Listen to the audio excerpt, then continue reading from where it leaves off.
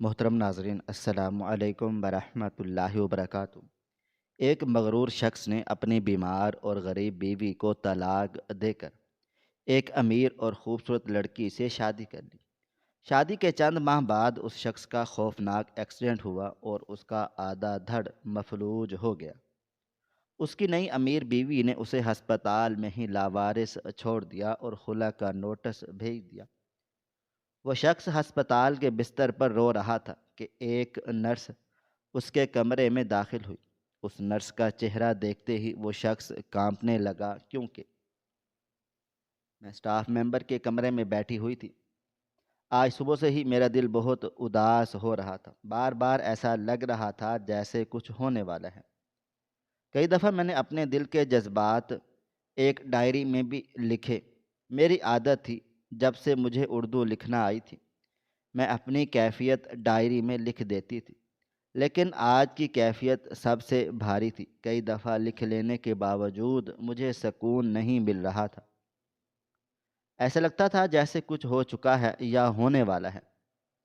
ابھی کچھ ہی دیر گزری تھی جب ایک لڑکی کمرے میں داخل ہوئی تھی، وہ بھی سٹاف ممبر ہی تھی۔ میں کچھ کہتی اس سے پہلے ہی میرے برابر میں بیٹھتے ہوئے بولی، آپ کے شوہر کا نام کیا ہے؟ میں نے حیران ہو کر اس کی جانب دیکھا تھا۔ اس اچانک سوال پر کوئی بھی شخص ہو حیران ہی ہوگا، اور خاص کر میری جیسی زندگی گزارنے والا انسان۔ لیکن میں نے اپنی حیرت کو ایک طرف رکھ کر کاشف کا نام بتا دیا تھا۔ وہ بولی، اور ان کی دوسری بیوی کا نام کیا تھا؟ اس دفعہ مجھے حیرانگی ہوئی تھی اور میں اسے دیکھتے ہوئے بولی، رخسانہ۔ کیا بات ہے؟ ایسا سوال کیوں کر رہی ہو؟ سب خیریت ہے؟ صبح سے میری کیفیت میرے شوہر کو لے کر ہی خراب ہو رہی تھی۔ بار بار وہ مجھے یاد آ رہے تھے، جتنا ظلم انہوں نے میرے ساتھ کیا تھا۔ مجھے ان کو ایک دفعہ بھی یاد نہیں کرنا چاہیے تھا، لیکن یہی بات مجھے سمجھ میں نہیں آ رہی تھی کہ یہ مجھے آج اتنی شدت سے یاد کیوں آ رہے ہیں۔ میں مزید کچھ کہتی اس سے پہلے ہی ایک دوسری سٹاف ممبر کمرے میں داخل ہوئی تھی اور میرے پاس ہی بیٹھ گئی تھی۔ ان دونوں کے چہرے کی رنگت اڑی ہوئی تھی، جو اس بات کی نشاندہی تھی کچھ ہو چکا ہے۔ میں کچھ کہتی اس سے پہلے ہی دوسری لڑکی میرا ہاتھ تھام کر بولی، آپ کے شوہر کا نام کاشف ہے نا؟ اور ان کی دوسری بیوی کا نام سعدیہ؟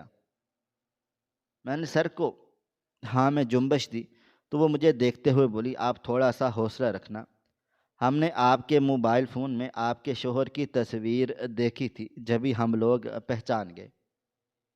ایک ایمرجنسی میں کیس آیا ہے، آپ کے شوہر کا ایکسیڈنٹ ہو گیا ہے، اور جو لڑکی ان کے ساتھ تھی جس نے اپنا نام سعدیہ درج کروایا ہے، وہ انہیں چھوڑ کر چلی گئی ہے۔ آپ کے شوہر کی حالت بہت زیادہ خراب ہو رہی ہے، ڈاکٹر کہہ رہے ہیں کہ ان کا آدھا دھڑ مفلوج ہو گیا ہے، اور بھی کنڈیشن خراب ہے، کسی بھی وقت کچھ بھی ہو سکتا ہے۔ اس نرس کے منہ سے ایسی بات سن کر ایسا لگ رہا تھا جیسے میرے قدموں تلے سے زمین نکل چکی ہو، آسمان سر پر آن گرا ہو۔ میرا ہاتھ لاشعوری طور پر اپنے پیٹ پر چلا گیا تھا۔ میں 6 ماہ کی حاملہ تھی، لیکن حالات اتنے سخت تھے کہ مجھے نوکری کرنی پڑ رہی تھی، مجھ سے کھڑا نہیں ہوا جا رہا تھا۔ اس اچانک خبر نے میرے حواس بالکل مفلوج کر دیے تھے۔ میں جیسے ہی کھڑی ہونے لگی، میرا سر اتنی بری طرح چکرایا تھا کہ میں نے دیوار کا سہارا لیا تھا۔ ان دونوں لڑکیوں نے مجھے تھام لیا تھا۔ رخسانہ مجھے واپس بٹھاتے ہوئے بولی، میں اس لیے آپ کو کچھ نہیں بتا رہی تھی، حوصلہ کریں۔ دیکھیں، اگر حوصلہ نہیں کریں گی تو آپ کبھی بھی ان کو سنبھال نہیں پائیں گی۔ ان کی دوسری بیوی چھوڑ کر چلی گئی ہے، اور آپ کے شوہر کی حالت بہت پیچیدہ ہے۔ آپ کو حوصلے اور صبر سے کام لینا ہوگا، اپنا بھی اور اپنے بچے دونوں کا خاص خیال رکھنا ہوگا۔ جبکہ میرے پاس کوئی جواب نہیں تھا، ایسا لگ رہا تھا جیسے میرا منہ بند ہو گیا ہو۔ کچھ دیر کے بعد جب میری حالت تھوڑی بہتر ہوئی، میں ہمت کر کے دوبارہ کھڑی ہوئی تھی۔ خدا کا احسان تھا کہ مجھے چکر نہیں آئے تھے، ورنہ ایسی حالت تھی کہ میں وہیں پر بے ہوش ہو جاؤں۔ میں رخسانہ کی مدد سے ایمرجنسی وارڈ تک چلی آئی تھی۔ میں نے اس چھوٹی سی کھڑکی کے سے اندر کو جھانک کر دیکھا تو میرے قدموں تلے اب صحیح معنوں میں زمین کھسک گئی تھی۔ کاشف کے سینے پر کئی مشینیں لگی ہوئی تھیں۔ حال بہت بے حال ہو رہا تھا، چہرے پر پٹی، پاؤں پر پٹی، سر پر پٹی۔ ان کی حالت ایسی تھی کہ کوئی بھی رو پڑے۔ میں فوراً وہاں رکھی ہوئی بینچ پر بیٹھ گئی تھی۔ مجھے معلوم تھا اس آدمی نے میرے ساتھ کتنا ظلم کیا، لیکن میں اس کے نکاح میں تھی اور وہ آدمی میرے لیے بہت اہمیت کا حامل تھا۔ کافی دیر تک ایسے ہی بیٹھنے کے بعد میں اب ڈاکٹر کی طرف بڑھی تھی تاکہ ان سے پوچھ سکوں آخر یہ مسئلہ کیا ہوا ہے اور ان کی حالت اتنی خراب کیوں ہو گئی ہے۔ جیسے ہی میں ڈاکٹر کے کیبن کے دروازے کے پاس جا پہنچی، میرے ساتھ موجود رخسانہ میرا ہاتھ تھام کر بولی، فی الحال آپ ایک کام کریں، آپ ڈاکٹر سے بات نہیں کریں، آپ کی طبیعت پہلے ہی خراب ہے، آپ 6 ماہ کی حاملہ ہیں۔ ڈاکٹر فرزانہ نے کیا بولا تھا کہ آپ کو کسی بھی قسم کا دباؤ نہیں لینا ہے، آپ کی طبیعت پہلے ہی خراب ہے، آپ بعد میں بات کر لینا، آپ اپنے حواس میں نہیں ہیں۔ میں نے سر کو نفی میں ہلا دیا تھا اور سامنے کھڑی ہوئی لڑکی کو دیکھ کر بولی، نہیں، مجھے بات کرنی ہے، میں بالکل ٹھیک ٹھاک ہوں۔ ایسے کیسے ان کا اتنا خطرناک ایکسیڈنٹ ہو سکتا ہے اور وہ عورت انہیں چھوڑ کر جا سکتی ہے؟ بے شک انہوں نے میرے ساتھ تمام تعلق ختم کر دیے ہیں، لیکن میرا بچہ انہی کا ہے، میں اس رشتے کو کبھی بھی نظر انداز نہیں کر سکتی۔ یہ کہہ کر میں نے دروازے پر دستک دی تھی۔ ڈاکٹر نہیں اندر ہی موجود تھے۔ انہوں نے مجھے اجازت دے دی تھی کہ میں فوراً سے اندر داخل ہو گئی تھی۔ ڈاکٹر نے مجھے دیکھ حیران ہو گئے تھے۔ ان سے اجازت طلب کر کے میں کرسی پر بیٹھ گئی تھی۔ ڈاکٹر نعیم حیران و پریشان تھی کیونکہ ہماری ٹیم الگ تھی۔ وہ کچھ کہتے اس سے پہلے ہی رخسانہ بولی تھی، سر، ابھی جو نیو ایمرجنسی کیس آیا ہے مسٹر کاشف کا، عائشہ ان کی بیوی ہے اور ان کے بچے ہی کی ماں بننے والی ہے۔ یہ اپنے شوہر کو لے کر تھوڑا سا پریشان ہو گئی ہے، آپ اگر انہیں بتا دیں تو مہربانی ہوگی۔ جب یہ ڈاکٹر نعیم حیران ہو کر بولے تھے، لیکن جو خاتون ان کے ساتھ آئی تھی وہ کہہ رہی تھی کہ بیوی وہ ہیں، اور اگر سعدیہ آپ مسٹر کاشف کی بیوی ہیں تو آپ ایک نرس کی نوکری کیوں کر رہی ہیں؟ وہ تو بہت رئیس کبیر آدمی ہیں۔ جبکہ میں اپنے جذبات پر قابو پا کر بولی تھی، ہمارے درمیان اختلافات ہو گئے تھے، میں ان سے الگ ہو گئی، گھر چلانے کے لیے نوکری کرنی پڑتی ہے، ان باتوں کو فی الحال آپ چھوڑ دیں۔ مجھے بتائیں کاشف کی حالت کیسی ہے؟ میں ان کی پہلی بیوی ہوں اور ان کے بچے کی ماں بننے والی ہوں، اس رشتے سے میں حق رکھتی ہوں آپ سے پوچھنے کا۔ میری بات سن کر ڈاکٹر نعیم بولے، دیکھیں، اس طرح بنا ثبوت کے پیشنٹ کو انفارمیشن دینا درست نہیں ہے۔ وہ بھلے ہی ہمارے اسٹاف کا ممبر کیوں نہ ہو، لیکن آپ سے ہمارا تعلق بہت اچھا رہا ہے اور جو حالت آپ کی ہو رہی ہے میں بتانا ہی اس میں مناسب ہے۔ میں نے سر کو ہاں میں ہلا دیا تھا۔ وہ مجھے دیکھتے ہوئے بولے، ان کی حالت ابھی کافی زیادہ خراب ہے، ایکسیڈنٹ بہت خوفناک ہوا ہے۔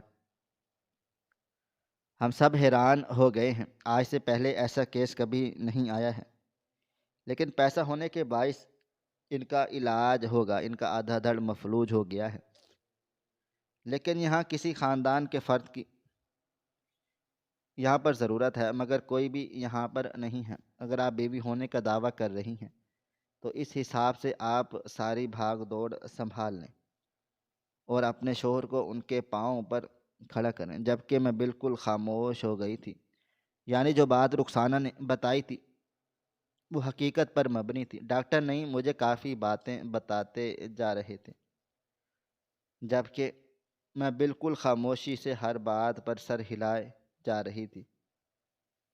چند لمحوں کے بعد ان کو ایک اور ایمرجنسی کیس کے لیے بلا لیا گیا تھا، جبکہ میں وہیں بالکل سن حالت میں بیٹھی رہ گئی تھی۔ ایسا لگ رہا تھا جیسے سب کچھ ختم ہو گیا ہو۔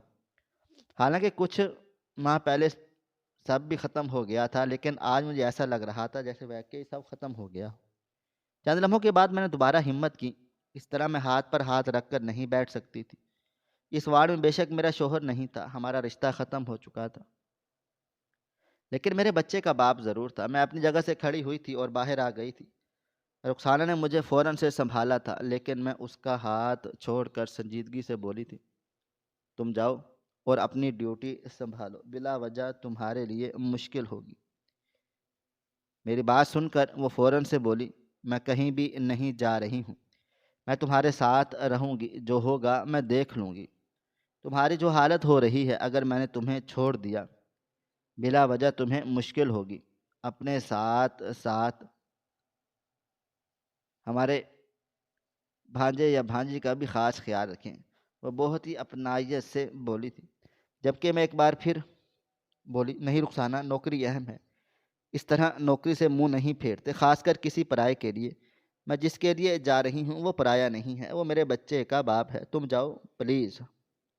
میرا لہجہ تھوڑا سا ہو گیا تھا، شاید اس کو میرا انداز اچھا نہیں لگا تھا، مگر وہ چلی گئی تھی۔ اس کے چلے جانے کے بعد میں آہستہ آہستہ چلتی ہوئی اس وارڈ کے پاس آ گئی تھی۔ اس چھوٹی سی کھڑکی سے اندر جھانک کر دیکھا، ابھی بھی کاشف بے ہوش پڑے ہوئے تھے۔ میں باہر ہی بینچ پر بیٹھ گئی تھی، اندر جانے کی مجھ میں بالکل بھی ہمت نہیں ہو رہی تھی۔ آنکھیں بند کر کے میں نے اپنا سر دیوار سے ٹکا لیا تھا اور میں ماضی کے اس حصے میں پہنچ گئی تھی۔ لمحہ لگا تھا کہ جس کا سوچ کر آج بھی میری روح روتی ہے۔ میری شادی میرے ماں باپ کی پسند سے ہوئی تھی۔ شادی کی رات میں خوش اور مطمئن تھی، کیونکہ ہر لڑکی نے یہی بولا تھا کہ تم بہت خوش نصیب ہو۔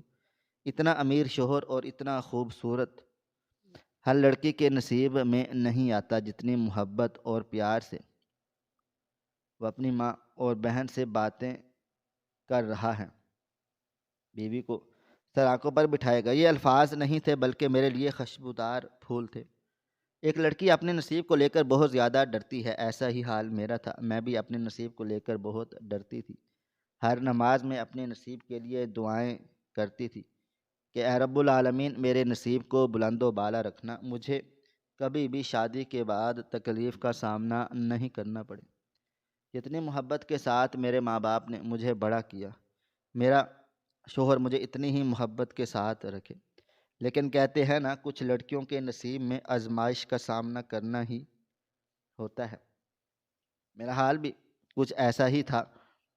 میں ابھی اپنے خیالات میں ہی گمسم تھی جب کمرے کا دروازہ کھلا تھا اور میرے شوہر اندر داخل ہوئے تھے۔ ان کی موجودگی محسوس کر کے میرے لبوں پر ایک شرمگی مسکراہٹ آ گئی تھی اور میں خود میں ہی سمٹ کر بیٹھ گئی تھی۔ مجھے لگا تھا کہ وہ آئیں گے، میرا گھونگھٹ اٹھا کر میری خوب تعریف کریں گے، لیکن سب اس کے برعکس ہوا۔ وہ دروازے کے پاس رکھے ہوئے صوفے پر بیٹھ کے اور سگار جلا لی تھی۔ ان کا گھر بہت خوبصورت اور عالیشان تھا، لیکن میں جانتی ہی نہیں تھی کہ وہ شخص کتنا خوفناک ہے۔ سگار کی بدبو محسوس ہوتے ہی میری سانس اکھڑنے لگی۔ لاشعوری طور پر میرا گھونگھٹ ہٹ گیا تھا اور میں کھانسنا شروع ہو گئی تھی۔ میری حالت کو دیکھ تب بھی انہوں نے سگار نہیں بجھایا تھا، بلکہ اپنی سخت آواز میں حکم صادر کیا تھا کہ ایش ٹرے لے کر آؤ۔ ان کی آواز، میری کھانسی، میرا دل سب کچھ روک چکی تھی۔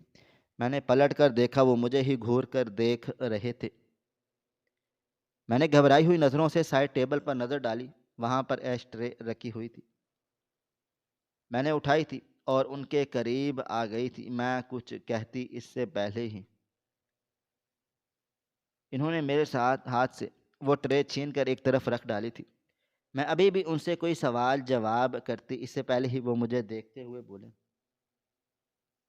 تمہیں لگ رہا ہوگا کہ آج کی رات میں تمہارے حسن کو خراج تحسین پیش کروں گا، تمہیں تحفہ دوں گا، تمہیں آسمان کی بلندیوں پر بٹھا دوں گا۔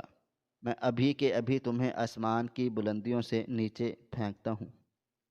اس گھر میں اگر رہنا ہے تو اوقات میں رہنا ہوگا۔ تم جیسی عورت کو میں نے بیوی بنا لیا ہے، اپنا نام دے دیا ہے، یہی کافی ہے۔ اگر مجھ سے تم نے کسی اور چیز کی امید رکھی، یاد رکھنا تمہارا حال وہ ہوگا جس کا کسی نے تصور بھی نہیں کیا ہوگا۔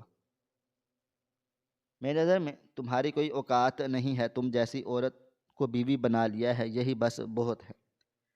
جبکہ میں ایسی ہو گئی تھی کہ کاٹو تو بدن میں لہو نہیں۔ شادی کی پہلی رات جو عورت اپنے لیے سہانے خواب سجا رہی ہوتی ہے، اس کو ایسے جملے سننے کو مل جائیں، اس کی کیا حالت ہوگی۔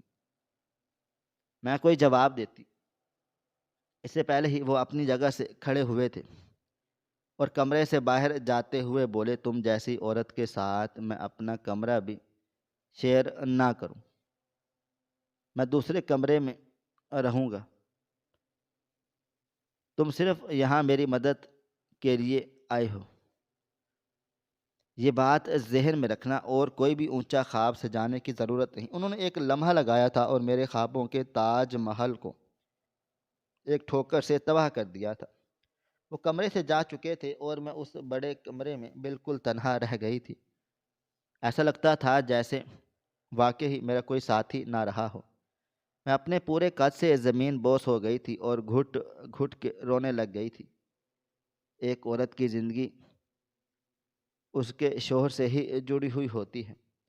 اگر شوہر برا نکل آئے تو عورت کہیں کی ہی نہیں رہتی۔ میں کافی دیر تک روتی رہ گئی تھی، اتنا کہ میری حالت اب خراب ہونے لگ گئی تھی۔ مجھے لگا تھا شاید یہ رات میرے لیے آزمائش بھری ہے، اگلے دن سب ٹھیک ٹھاک ہو جائے گا۔ لیکن اگلے دن سب کچھ حیران کن طور پر بدترین تھا۔ صبح ناشتے کے وقت مجھے میرے شوہر نے ملازمہ کے ذریعے جگا دیا تھا اور حکم صادر کر دیا تھا کہ میرے لیے ناشتہ بناؤ۔ میں تھوڑا سا حیران ہو گئی تھی۔ نئی نویلی دلہن جس کے ہاتھ کی مہندی بھی ابھی پھیکی نہیں پڑی تھی، اس کو ناشتے کے لیے بلایا جا رہا ہے، لیکن میں نے ناک منہ نہیں بنایا تھا اور خاموشی سے نیچے کچن میں چلی گئی تھی۔ میں نے امی کے منہ سے ایک دفعہ سنا تھا کہ مرد کے دل کا راستہ پیٹ سے ہو کر جاتا ہے۔ اگر ایک عورت اپنے شوہر کا خیال ماں بن کر رکھے تو شوہر اس کا گرویدہ ہو جاتا ہے۔ میں نے دل میں ارادہ کر لیا تھا کہ اگر میرا شوہر میرے خلاف ہے، مجھے پسند نہیں کرتا، میری غریبی کی وجہ سے میری شکل دیکھنا نہیں چاہتا، میں اسے چھوڑوں گی نہیں، بلکہ محنت مشقت کر کے اس کا دل جیت لوں گی۔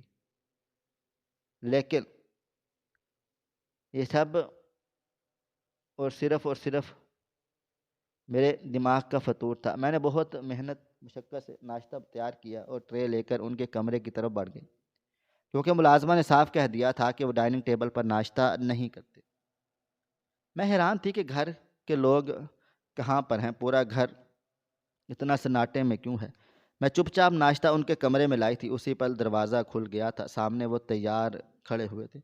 میں نے ناشتے کے ٹرے ان کی طرف بڑھاتے ہوئے بولی، اور کچھ چاہیے تو بتا دیں۔ جب اچانک انہوں نے میرے ہاتھ سے ٹرے لے کر دوسری طرف پھینک دی تھی۔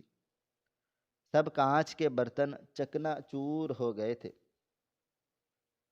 وہ مجھے اسی کانچ کے برتن کی طرف دھکیلتے ہوئے بولے، ناشتہ لانے میں تم نے پورے 5 منٹ لیٹ ہو۔ آئندہ کے بعد وقت کی پابندی کرو، ورنہ جو ٹرے میرے زمین پر توڑی ہے میں تمہارے سر پر توڑ دوں گا، سمجھ آئی؟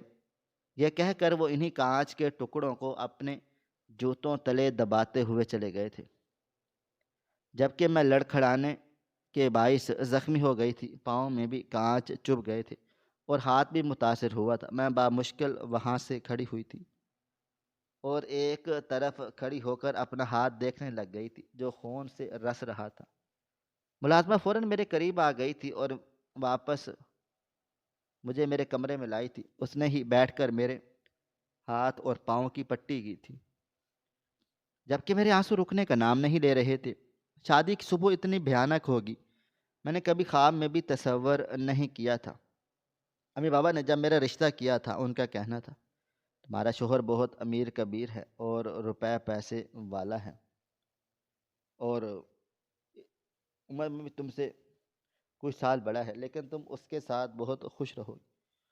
بڑی عمر کا مرد عورت کا بہت خیال رکھتا ہے، لیکن شادی کی پہلی صبح ایسی ہوگی میں نے کبھی سوچا بھی نہیں تھا، اور اس پہلی صبح نے مجھے اس بات کا اندازہ کروا دیا تھا کہ میری زندگی آسان نہیں ہے۔ 2 دن بالکل خاموشی سے بیت گئے تھے، کیونکہ 2 دن وہ تو گھر ہی نہیں آئے تھے۔ گھر میں کوئی بھی نہیں تھا، صرف 2 ملازمہ، 2 گارڈ اور ایک چوکیدار۔ اس کے علاوہ اتنے بڑے گھر میں کوئی پرندہ بھی پر نہیں مارتا تھا۔ میرا دل بہت چاہ رہا تھا کہ میں اپنی امی سے فون پر ہی بات چیت کر لوں، لیکن میرے پاس موبائل فون نہیں تھا۔ ملازمہ نے بتایا تھا کہ وہ اپنی ماں کی طرف لے کر چلے گئے ہیں، یہ گھر انہی کا ہے اور یہ ان کے ماں باپ کا گھر دوسرا ہے۔ مجھے لگا تھا کہ سب ایک ساتھ اسی گھر میں رہتے ہوں گے، لیکن ایسا کچھ بھی نہیں تھا۔ میں لاؤنج میں بیٹھی امی کو یاد ہی کر رہی تھی جب ملازمہ نے آ کر بتایا کہ آپ کی والدہ آئی ہوئی ہیں۔ میں تڑپ کر کھڑی ہو گئی تھی۔ گھر سے باہر لان میں چلی آئی، امی دروازے پر ہی کھڑی ہوئی تھی، کیونکہ چوکیدار ان کو اندر آنے کی اجازت نہیں دے رہا تھا۔ میں فوراً سے ان کے پاس چلی گئی تھی اور ان کے گلے سے لگ کر رونا شروع ہو گئی تھی۔ ایک بیٹی جب اپنی ماں کو دیکھتی ہے، خاص کر اتنی پریشانی کے بعد، اس کی حالت ایسی ہی ہوتی ہے۔ کافی دیر رونے کے بعد جب میں ان سے علیحدہ ہوئی تو وہ میرے آنسو صاف کر کے بولی، کیا ہو گیا ہے؟ 2 دن ہی ہوئے ہیں، تم تو ایسے رو رہی ہو جیسے 2 سال بیت گئے ہوں۔ اور یہ کتنا بدتمیز چوکیدار ہے، مجھے اندر نہیں آنے دے رہا تھا، کہہ رہا تھا کہ تمہارے شوہر نے منع کر دیا ہے۔ میں نے اس چوکیدار کی طرف دیکھا، وہ سر جھکا کر بولا، جی بیگم صاحبہ، آپ کے شوہر یعنی بڑے صاحب منع کر کے گئے تھے کہ آپ کے گھر سے کوئی بھی آئے، دروازہ کھولنے کی ضرورت نہیں ہے۔ لیکن آپ کی امی زور زبردستی اندر داخل ہو گئی تھی، ہم اس طرح انہیں اندر جانے کی نہیں دے سکتے تھے، ہم بھی مجبور ہیں، ہماری نوکریوں کا سوال ہے، آپ خدا کے لیے ہماری اس بات کو سمجھیں۔ آپ اچھی طرح جان چکی ہیں کہ آپ کا شوہر کتنا سخت مزاج ہے۔ جب کہ میں کوئی بھی جواب نہیں دے پائی تھی، میری آنکھوں سے ایک بار پھر آنسو رواں ہو گئے تھے۔ میری امی مجھے دیکھتے ہوئے بولی، میں اندر جاؤں گی، اور تم کیوں رو رہی ہو؟ چپ ہو جاؤ، اور ایسے کیسے تمہارا شوہر تمہارے گھر والوں کو آنے سے منع کر سکتا ہے؟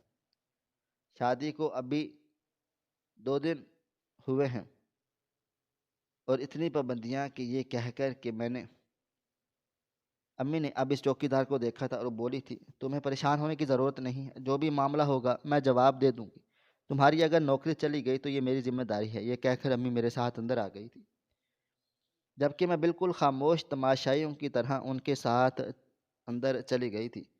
میرا دل چاہ رہا تھا کہ امی جان کو روتے ہوئے خود پر بیتی ہوئی داستان سنا دوں، لیکن میری زبان ہل نہیں رہی تھی۔ تقریباً کوئی 5 منٹ ابھی ہم ماں بیٹی کو بیٹھے ہوئے تھے کہ جب اچانک میرے شوہر گھر کے اندر داخل ہوئے تھے۔ انہیں دیکھ نہ جانے کیوں مجھے ڈر سا لگنے لگ گیا تھا۔ مجھے لگا تھا کہ وہ آ کر میری ماں کو سلام کریں گے، لیکن وہ میرے سر پر کھڑے ہو کر غصے سے دھاڑے، اپنی ماں کو بولو میرے گھر سے چلے جائیں، یہ کوئی یتیم خانہ نہیں ہے جس کا جب دل چاہے میرے گھر میں منہ اٹھا کر آ جائیں۔ اپنے شوہر کی بات سن کر مجھے غصہ آ گیا تھا، کیونکہ وہ میری ماں کے بارے میں ایسی باتیں کر رہے تھے۔ میں نے دیکھتے ہوئے بولی، دماغ ٹھیک ہے آپ کا؟ آپ میری امی کے بارے میں کیا بول رہے ہیں؟ یہ باتیں وہ کہیں بھی نہیں جائیں گی، وہ مجھ سے ملنے کے لیے آئی ہیں۔ مجھے اچانک ہی غصہ آ گیا تھا۔ اولاد سب کچھ برداشت کر سکتی ہے، لیکن اپنی ماں کے بارے میں ایک لفظ بھی نہیں۔ میں مزید کچھ کہتی اس سے پہلے ہی امی بولی تھی، یہ کیا طریقہ کار ہے اپنی بیوی سے بات چیت کرنے کا؟ شادی کو 2 دن ہوئے ہیں اور تمہارا آپ کا یہ رویہ۔ دماغ صاحب کو مزید کچھ کہتی اس سے پہلے ہی میرے شوہر بولے، اگر تمہاری ماں 10 منٹ سے پہلے میرے گھر کے اندر سے نہیں گئی تو میں تمہیں طلاق دے دوں گا، تمہارا اور میرا رشتہ یہیں پر ختم ہو جائے گا۔ تم جیسے غریب لوگوں سے میرا تعلق نہیں رکھنا چاہتا۔ اگر تمہیں قبول کر رہا ہوں تو یہ یقین جانو، لیکن میں تمہارے گھر والوں کو کبھی بھی قبول نہیں کروں گا۔ ان کی بات سن کر میرے قدموں تلے سے زمین نکل گئی تھی۔ اسے شادی کے 2 دن بعد طلاق کا دھبا اپنے ماتھے پر نہیں لگانا چاہتی تھی۔ میں روتے ہوئے اپنی ماں کو دیکھتے ہوئے بولی، امی آپ چلے جائیں، خدا کے لیے مجھے میرا گھر بسانا ہے، آپ جائیں یہاں سے۔ جبکہ امی جان کچھ بھی بولے چلی گئی تھی، کیونکہ انہیں بھی حالات کی نزاکت کا احساس ہو چکا تھا۔ ان کے چلے جاتے ہی میرے شوہر نے ایک زوردار تھپڑ میرے منہ پر رسید کر دیا تھا۔ میں کچھ سمجھتی اس سے پہلے ہی وہ اپنے بیلٹ پیپر سے مجھے مارنا سکھا دیا تھا۔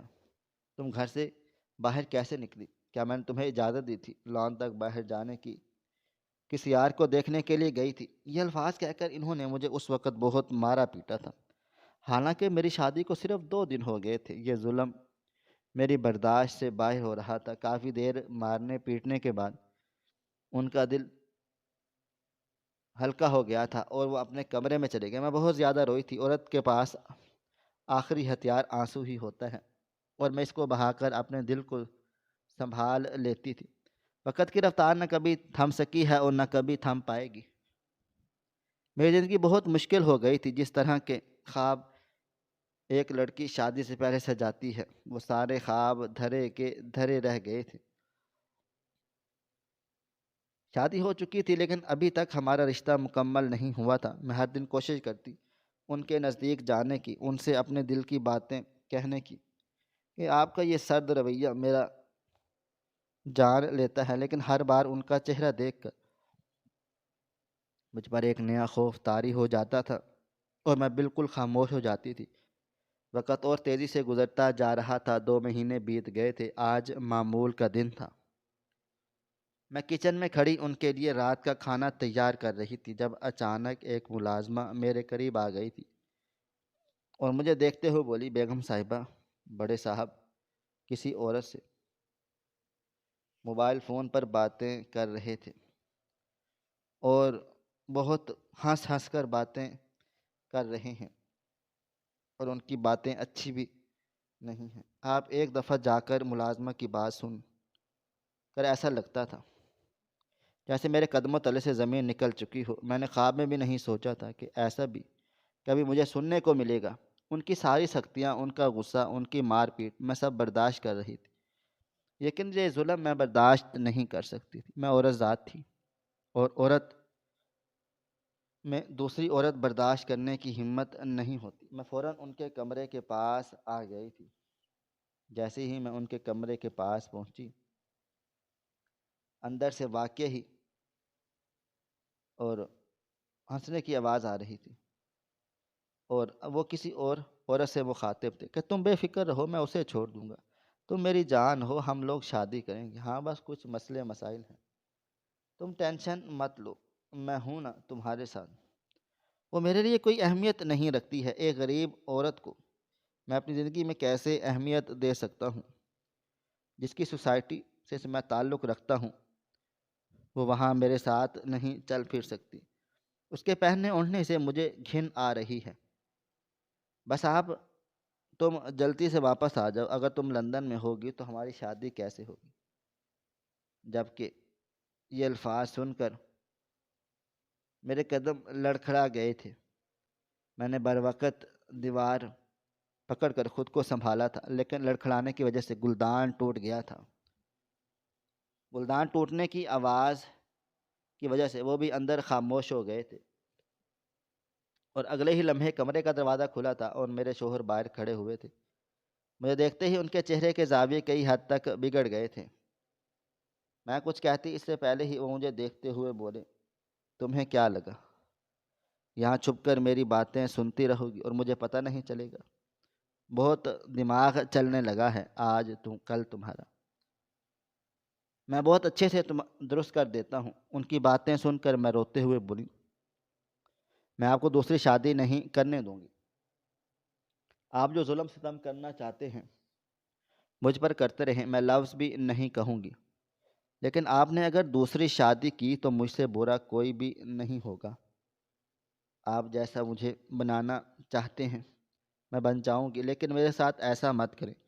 میں آپ کے آگے ہاتھ جوڑتی ہوں، آپ کے پاس روپیہ پیسہ ہے، ہر چیز ہے، آپ مجھے اپنے ہر سانچے میں ڈھال سکتے ہیں، پھر آپ میرے ساتھ ایسا کیوں کر رہے ہیں؟ آپ جیسا مجھے بولیں گے میں آپ کے ساتھ ویسے ہی چلوں گی۔ میں مزید کچھ کہتی اس سے پہلے ہی انہوں نے میرے منہ پر ایک زوردار تھپڑ مارا تھا اور بولے، آئندہ آواز بند، بالکل ایک لفظ اور نہیں سننا۔ تمہاری اوقات اس گھر میں ملازمت سے زیادہ اور کچھ بھی نہیں۔ تم سے شادی میں نے اس لیے کی کہ تم میرے ساتھ کام کر سکو۔ ملازمہ کو میں اپنے کمرے تک رسائی نہیں دیتا ہوں۔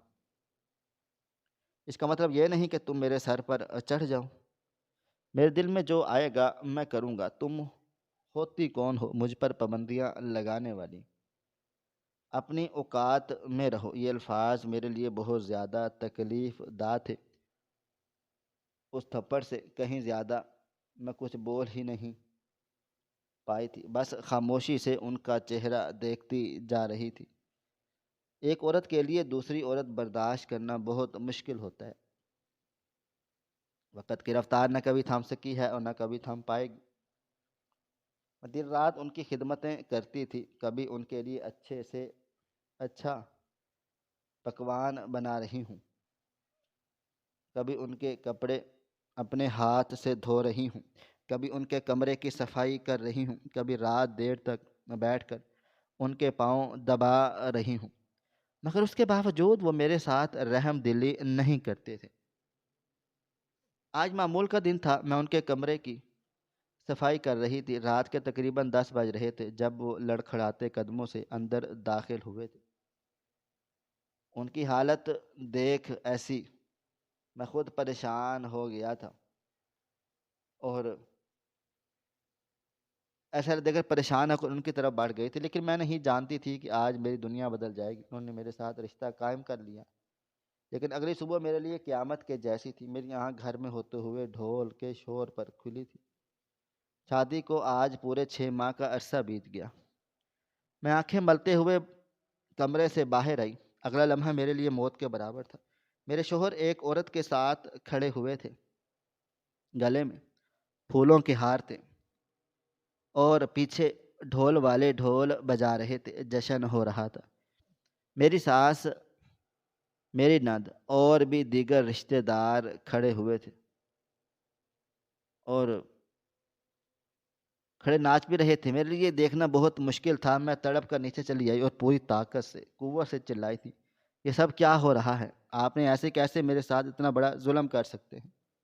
آپ نے مجھ سے وعدہ کیا تھا کہ آپ دوسری شادی نہیں کریں گے۔ میری آواز سن کر ڈھول والے تھم گئے تھے۔ میرے شوہر نے بھی حیرت سے مجھے دیکھنے لگ گئے تھے۔ میں کچھ کہتی اس سے پہلے ہی وہ سخت لہجے میں بولے، کب وعدہ کیا؟ میں نے تم سے؟ جھوٹا الزام لگا رہی ہو، تمہاری اوقات ہے؟ میں تم سے وعدہ کروں گا، شکل دیکھی ہے اپنی؟ حق ہی ہے میں دوسری شادی کیا کر لوں گی؟ جواب دو۔ جبکہ میں روتے ہوئے بولی، میں ایک عورت ہوں، مظلوم، میں بھلا کیا کر سکتی ہوں؟ میری آپ کے سامنے کوئی اوقات نہیں، لیکن ہاں میں آپ سے سوال کرتی ہوں، آپ نے میرے ساتھ اتنا بڑا ظلم کیوں کیا؟ ہاں، آپ نے کبھی نہیں بولا تھا کہ آپ دوسری شادی نہیں کریں گے، لیکن ہاں میرا حق ہے کہ آپ سے یہ سوال پوچھنے کا کہ آپ نے دوسری شادی کیوں کی؟ مجھ میں بھلا کیا کمی تھی؟ پورے گھر کا کام کاج کرتی تھی، آپ کی خدمت کرتی تھی۔ آپ نے مجھے میرے ماں باپ سے روکا، میں ان سے دوبارہ نہیں ملی، میں نے ایک لفظ نہیں بولا، اور اس کے باوجود ایسا ظلم کہ اللہ تعالیٰ آپ کو اللہ کی ذات سے ڈر نہیں لگتا؟ میں مزید کچھ کہتی جب انہوں نے ایک زوردار تھپڑ میرے منہ پر رسید کر دیا تھا اور مجھے دیکھتے ہوئے بولے، فضول بولنے کی ضرورت نہیں، تمہاری اوقات اتنی نہیں کہ میں تمہارے ساتھ رشتہ قائم کروں، اور اگر تمہیں اس گھر میں رہنا ہے جیسے رہ رہی ہو ایسے ہی رہتی رہو، میری بیوی کی بھی خدمت کرو، اور میری بھی اسی بنیاد پر تمہیں اس گھر میں رہنے کی اجازت ملے گی۔ اس کے علاوہ تم یہاں سے جا سکتی ہو۔ ان کی بات سن کر میں اب بہت پھٹ چکی تھی، بس بہت ہو چکا تھا، میں اب برداشت نہیں کر سکتی تھی۔ میں تڑپ کر بولی، نہیں رکھنی مجھے آپ سے کوئی بھی وابستگی، نہیں رہنا مجھے آپ کے ساتھ۔ اور ہاں، میں دعوے سے کہہ سکتی ہوں کہ ایک وقت آئے گا جب آپ کو میری ضرورت پڑے گی، اور میں آپ کی اس وقت بھی مدد کروں گی، لیکن ہاں یاد رکھیے گا وہ وقت بہت کھٹن ہوگا، مشکل ہوگا۔ آپ نے مجھے بلا وجہ رلا دیا ہے، اور مجھے بلا وجہ تکلیف دی، اور اس کا خمیازہ آپ کو بھگتنا پڑے گا، یہ میری بد دعا ہے۔ میری بات سن کر وہ ہنستے ہوئے بولے، تمہاری بد دعا ہی تو مجھے لگے گی، شکل دیکھی ہے اپنی، میں آج ہی تم سے ہر رشتہ ختم کر دوں گا۔ کبھی مجھے تمہاری ضرورت پڑے بھی تب بھی تم میرے قریب نہیں آ سکو۔ میں کاش مبین اپنے پورے ہوش و حواس میں تمہیں طلاق دیتا ہوں۔ یہی الفاظ انہوں نے 3 مرتبہ بولے تھے اور مجھے باہر کی طرف دھکیلتے ہوئے غصے سے دھاڑے، آئندہ کے بعد اگر تم میرے دروازے پر نظر آئی میں تمہاری جان لے لوں گا۔ یہاں سے ان کی سخت آواز پر میں روتے ہوئے اپنی ماں کے گھر واپس آ گئی تھی۔ انہوں نے کوئی بھی اعتراض نہیں کیا تھا، انہوں نے سینے سے لگا کر مجھے بہت سنبھالا۔ شاید انہیں اس دن ہی اندازہ ہو گیا تھا کہ رشتہ نہیں چل سکتا۔ جو انسانیت اپنی دولت کے غرور میں انسان اتنا اندھا ہو چکا ہو کہ اسے انسان میں انسان نظر نہ آئے، وہ کچھ بھی کر سکتا ہے۔ لیکن کچھ دن کے بعد مجھے اس بات کا احساس ہو گیا تھا کہ میرے باپ کی بوڑھی ہڈیوں میں اتنی جان طاقت نہیں کہ وہ مجھ جیسی بیٹی کا بوجھ اٹھا سکے۔ میں نے ہسپتال دوبارہ جوائن کر لیا تھا، نرسنگ کورس کر کے میں شادی کر چکی تھی، اور اب میں وہی نرسنگ کورس میری زندگی آسان کرنے لگ گئی تھی۔ میں جاب کرتی تھی، پیسے ملتے تھے اور گزارا ہو رہا تھا۔ لیکن اگلے ہی مہینے مجھے اس بات کی خبر مل گئی تھی کہ میں حاملہ ہوں۔ میں نے سوچا کہ میں اپنے شوہر کو بتاتی ہوں، لیکن پھر دماغ میں خیال سا آ گیا تھا کہ یہ آدمی میرے بچے کو اپنانے سے کہیں انکار نہ کر دے اور اس کا ناجائز لیبل لگا دے، اور مجھ میں اتنی ہمت طاقت نہیں تھی کہ اپنی اولاد کے لیے ایسا لفظ برداشت کر سکوں۔ جب میں خود کو پال سکتی تھی تو اپنے بچے کو بھی تو پال پوس سکتی تھی۔ میں نے نوکری جاری رکھی تھی، میری طبیعت بہت زیادہ خراب ہوتی رہتی تھی، کبھی کبھی بالکل حالت بے جان سی ہو جاتی، لیکن میں پھر بھی ہمت کرتی تھی کیونکہ مجھے میرے ماں باپ کو بھی دیکھنا ہوتا تھا، اور آنے والی اولاد کو بھی 6 مہینے کیسے بیت گئے مجھے معلوم نہ ہوا۔ اور اب 6 مہینے کے بعد جو جھٹکا مجھے لگا تھا اس نے مجھے حیران و پریشان کر دیا تھا۔ وہ شخص کیسا بھی تھا لیکن میرے بچے کا باپ تھا، اور اس رشتے سے میں پیچھے نہیں ہٹ سکتی تھی۔ میری بات آج واپس لوٹ آئی تھی۔ میں نے بولا تھا کہ ایک وقت آئے گا جب تم ایک برے لمحے میں آؤ گے اور میں ہی تمہاری مدد کروں گی، اور وہ وقت آ گیا تھا۔ میری آنکھ رخسانہ کی آواز سے کھلی تھی، میں فوراً ہوش کی دنیا میں لوٹ آئی تھی۔ رخسانہ مجھے دیکھتے ہوئے بولی، تمہارے شوہر کو ہوش آ گیا ہے، تم یہاں کیوں بیٹھی ہو، طبیعت ٹھیک ہے نا؟ مجھے لگا ہی تھا کہ تمہاری طبیعت ٹھیک نہیں، اس لیے میں پلٹ کر واپس آ گئی ہوں۔ جبکہ میں اس کی بات سن کر خاموشی سے کھڑی ہو گئی تھی، میں نے اس چھوٹی سی کھڑکی سے جھانک کر دیکھا تو وہ اندر جاگ رہے تھے اور حیرت سے ادھر ادھر نظریں دوڑا رہے تھے۔ نہ جانے کیوں مجھے بے اختیار اس مغرور انسان پر رحم آ گیا تھا۔ کچھ مہینوں پہلے، بلکہ سال پہلے، اس آدمی میں کتنا غرور تھا، تکبر تھا، لوگوں کو اپنی انگلیوں پر نچاتا تھا، اور آج خود دوسروں کے رحم و کرم پر پڑا ہوا تھا۔ یہ میرے رب کا جلال ایک لمحہ لگاتا تھا، وہ پوری کایا پلٹنے کا ہنر رکھتا تھا۔ بے شک میرے رب سے زیادہ مہربان کوئی نہیں۔ میں نے گہری سانس لی اور دروازہ کھول کر کمرے کے اندر داخل ہو گئی۔ وہ بستر پر ہی لیٹے ہوئے تھے۔ جیسے ہی میری موجودگی محسوس کر کے انہوں نے میری طرف دیکھا، ان کی سیٹی گم ہو گئی۔ شاید ان کو بھی اس بات کا اندازہ ہو چکا تھا کہ ان کی پہلی بیوی بھاگ چکی، اور مجھے نرس کے لباس میں دیکھ وہ واقعی ہی دنگ رہ گئے تھے۔ میں ان کی طرف بڑھی تھی، پاس رکھی ہوئی کرسی پر خاموشی سے جا کر بیٹھ گئی تھی۔ چند لمحے ہم دونوں کے درمیان خاموشی رہی، اور پھر میں انہیں دیکھتے ہوئے بولی، میں آپ کی اولاد کی خوشی میں ماں بننے والی ہوں آپ کی۔ 6 ماہ کی میں حاملہ ہوں۔ آپ کی دوسری بیوی آپ کو چھوڑ کر چلی گئی کیونکہ اسے معلوم ہو چکا ہے آپ بالکل بیکار ہیں۔ میں آپ کو سنبھال لوں گی، آپ کی خدمت کروں گی، صرف یہ سوچ کر کہ آپ میرے بچے کے باپ ہیں۔ لیکن ہاں، میں اتنا ضرور کہوں گی کہ آپ نے جو میرے ساتھ کیا یہ سب اسی کا نتیجہ ہے۔ آپ جس غرور میں تھے، اللہ تعالیٰ نے آپ کے غرور کو خاک میں ملا دیا ہے۔ وہ رب العالمین ہر انسان کو زمین میں پہنچانے والا ہے، وہ عرش پر پہنچاتا ہے تو زمین پر پٹکنے کا بھی حکم رکھتا ہے۔ یہ بات آپ کو سمجھنی ہوگی۔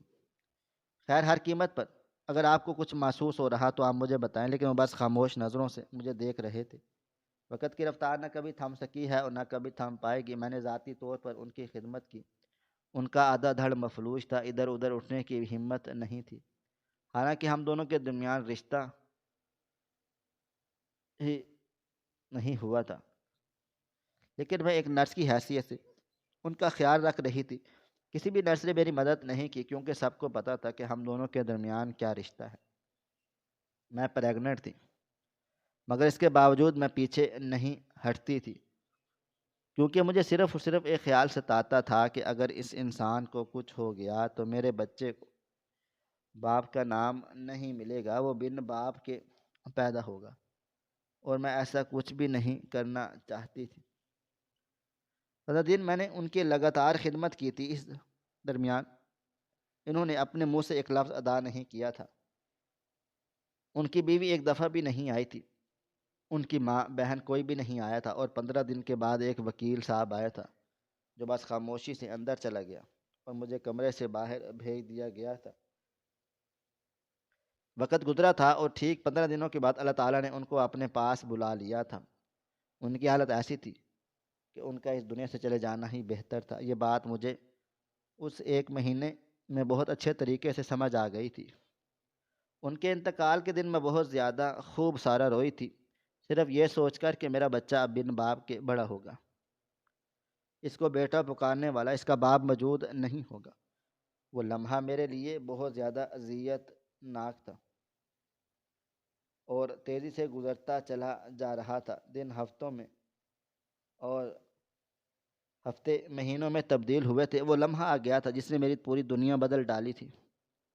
اللہ تعالیٰ نے مجھے چاند سا بیٹا عطا کیا، اتنا خوبصورت کہ انسان دیکھے تو دل نہ بھرے۔ میں نے اس کی ڈلیوری کے درمیان خوب ساری دعائیں کی ہوئی تھیں، یا اللہ مجھے صحت مند بچہ دینا، اور اللہ تعالیٰ نے میری دعا کو قبول فرما لیا تھا۔ میں اپنا بچہ لے کر وارڈ میں ہی لیٹی ہوئی تھی جبھی وہ وکیل میرے وارڈ میں دستک دے کر داخل ہوا۔ میری ماں میرے پاس ہی تھی۔ انہیں دیکھ کر میں حیران ہوئی جب انہوں نے کاغذ میری طرف بڑھائے تھے، اور جو خبر انہوں نے مجھے بتائی وہ سن کر میں حیران و پریشان رہ گئی تھی۔ وہ بولے، مسٹر کاشف مبین نے مرنے سے پہلے ایک وصیت لکھوائی تھی جس میں درج ہے کہ آپ کو اور آپ کے بیٹے کو آج 50-50% ان کی جائیداد حصے میں مل گئی ہے، یعنی آدھی آدھی جائیداد انہوں نے آپ کے اور اپنے بیٹے کے نام کی ہے، اور آپ کو نوکری کرنے کی بھی اجازت نہیں دی جاتی۔ آپ کے پاس انتہائی جائیداد ہے اور آپ آرام سے کھا پی کر ساری زندگی اس کا کرایہ کھا کر بھی اپنی اولادوں کو پال سکتے ہیں۔ یہ وہ لمحہ میرے لیے بہت مشکل تھا، میں وہ سن کر بہت روئی۔ اللہ تعالیٰ نے شاید ان کو بخش دیا۔ اتنی بڑی دکھ تکلیف دے کر اللہ تعالیٰ نے ان کے گناہوں کو دھو ڈالا تھا، اور میں بھی سچے دل سے معاف کر چکی تھی، اور اب اتنا بڑا فیصلہ میری پوری زندگی بدل چکا تھا۔ میرے بیٹے کو دولت چاہیے تھی اس کے اچھے مستقبل کے لیے، میں نے اس کاغذ کو قبول کر لیا تھا، لیکن کہتے ہیں نا، جو لوگ دولت کے پیچھے ہوتے ہیں وہ ضرور آتے ہیں۔ ان کے گھر والوں نے مجھ سے خوب رابطے کر لیے تھے، مجھے منایا تھا، مجھ سے معافیاں مانگی تھی، لیکن اب میں کیا کرتی، مجھے ان لوگوں سے کوئی رابطہ رکھنا ہی نہیں تھا۔ میں نے ارادہ کیا تھا کہ 50% میں نے واپس کر دوں گی، لیکن وکیل صاحب نے منع کر دیا تھا کہ یہ واضح کاغذ میں درج ہے، اگر آپ نے ذرا سا بھی ہمدردی دکھائی آپ کے بیٹے کی جائیداد بھی ان لوگوں کے پاس چلی جائے گی۔ اس لیے میں نے مجبوراً خاموشی اختیار کر لی تھی، اور اب میں اپنے بیٹے کے ساتھ بہت زیادہ خوش و خرم ہوں اور اپنی زندگی گزار رہی ہوں۔ میں تمام سننے والوں کو یہی پیغام دوں گی، خدارا اپنے اندر غرور تکبر ختم کر۔ جو لوگ غرور تکبر کرتے ہیں اللہ تعالیٰ ان کو ایک دن خاک میں ملا دے گا، اور ہر انسان کو قبر میں جانا ہے، یہ بات ہمیں سمجھنی چاہیے، اور ہر انسان خالی ہاتھ قبر میں جائے گا، اس لیے غرور کو پس پش ڈالتے ہی یہی بہتری ہے۔ ناظرین، آپ کو ہماری آج کی کہانی کیسی لگی؟ کومنٹ باکس میں اپنی رائے کا اظہار ضرور کریں۔ خواہش صرف اتنی ہے کہ کچھ الفاظ لکھوں جس سے کوئی گمراہی کے راستے پہ جاتے جاتے رک جائے، اور نہ بھی رکے تو سوچ میں ضرور پڑ جائے۔ پیارے دوستو، امید کرتا ہوں کہ آپ کو یہ ہماری کہانی پسند آئی ہوگی۔ کہانی پسند آئی ہو تو ویڈیو کو لائک کریں، کومنٹس کریں، شیئر کرنا بالکل بھی نہ بھولیں۔ اور ہاں، اگر آپ لوگ اس چینل پر نئے ہیں تو ہمارے چینل ہریرہ انفو کو سبسکرائب ضرور کر لیں اور نوٹیفیکیشن کو ضرور دبا دیں، تاکہ آنے والی کہانی سب سے پہلے آپ کو مل سکے۔ ملتے ہیں کل ایک نئی اور دلچسپ کہانی کے ساتھ، تب تک اپنا ڈھیر سارا خیال رکھیے گا۔ اللہ حافظ۔